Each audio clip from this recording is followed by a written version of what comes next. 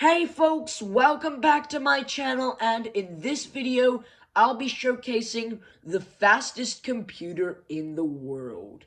In this case, I have the good old Acer Aspire 5315, that's what it's called, and it was manufactured in 2025. You heard it right, 2025. This exact year. I'm not joking right now. I'm actually serious. And I'm going to just turn this computer on and showcase just how quickly it boots. So without any further ado, let's get started. So now I'm just going to press the power button. Wait. Is it on? Okay, there we go. But just for good measure, I'll be plugging it in as well. So let's turn the laptop on in 3, 2, 1.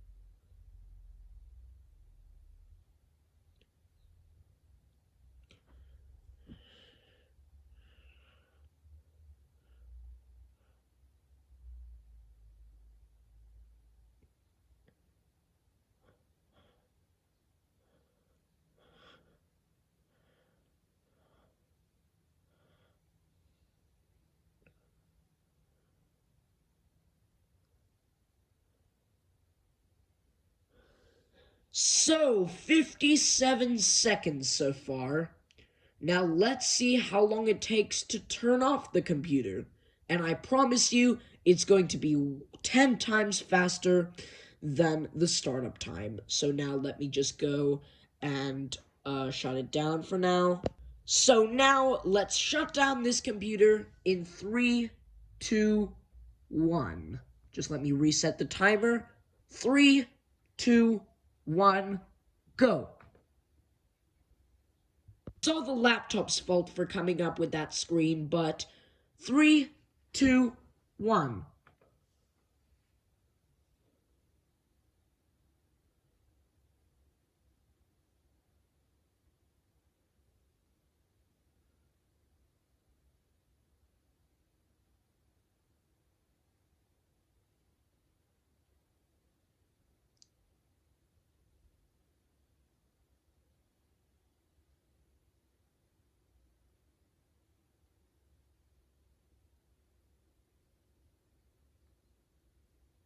Power light just became red for some reason.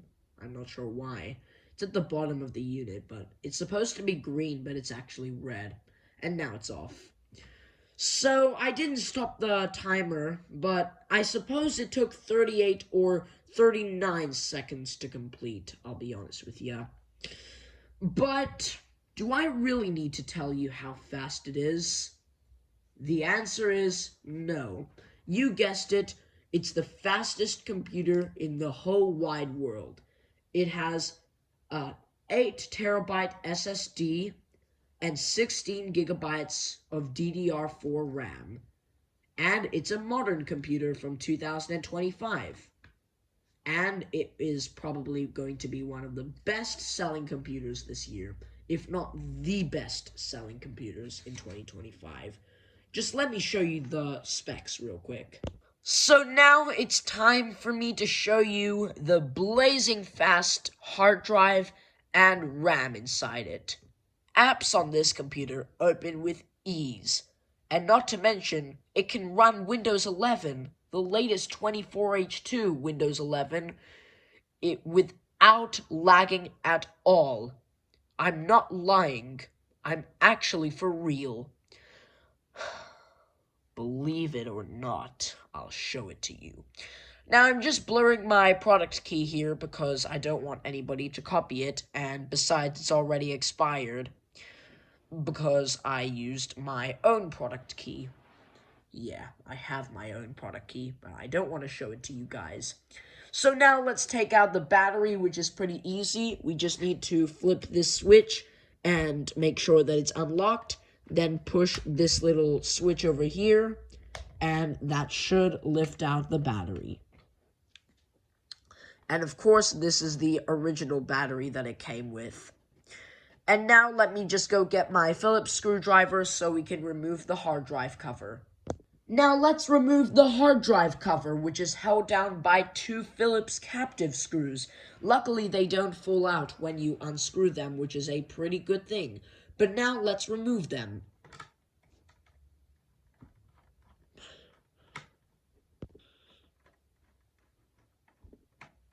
So now we've removed the hard drive cover. It's already starting to come loose, which is pretty good.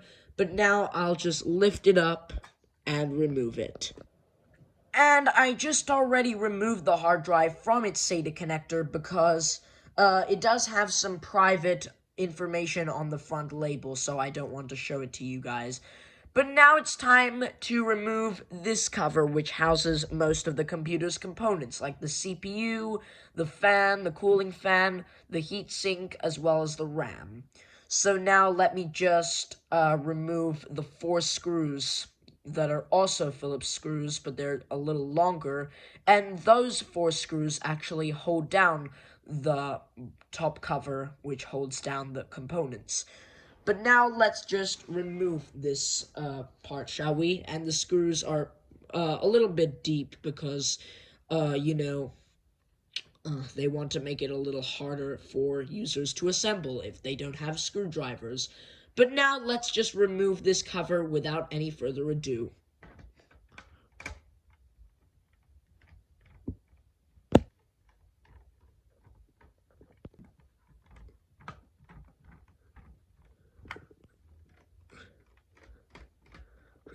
So now we've removed all of the 4 screws that hold this cover down. I'm now going to lift up the clips that hold it down so we can actually remove it. Just give me a second, please. And I also removed the RAM from this little slot because that also has some personal information. But we've also got a very fast network card too. We also have the Intel Core i9, which is pretty fast. It's 5 gigahertz at least. And you can see how clean that cooling fan is. It hardly warms up these days, which is a pretty good sign. And also a fast DVD-RW drive, which is pretty good. It's also pretty modern, and it works like a charm. Now let me show you the real results. And I'm not going to lie. Please trust me. So I've already removed the fan here. Let's now remove the heatsink. And there's also some labels telling us which screws we need to remove. And also they have some springs next to them. So there are 4 screws holding this down. And there are, of course, the numbers 1, 2, 3, and 4. So I'll remove the screws corresponding to the number next to them. So first I'll remove number 1. Then I'll do number 3, followed by 3 and 4.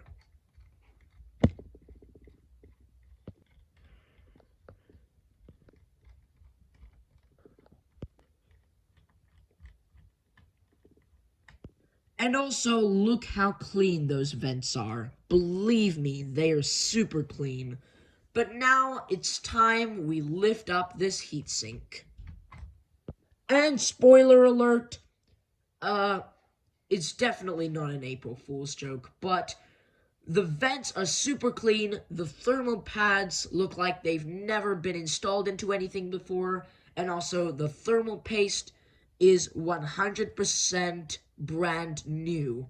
It's the brand new Arctic MX6 thermal paste. And, believe it or not, it hasn't worn out at all. And, happy April Fools, guys! This is an Intel Celeron 550 at only 2 gigahertz. I'm not joking. This is actually real. It's just an April Fool's joke, but all I want to say is happy April Fools. So now let's just put the CPU back in and screw this little coin down. So use my flathead to do it. There we go. Now it's in there tight. And also, this thermal paste has seen better days. Same with the dust over here, and also the dust on the cooling fan as well.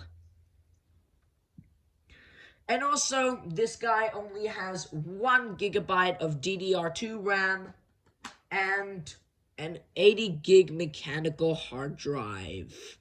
This guy has seen better days. But anyways, all in one word, subscribe and like. And off I am.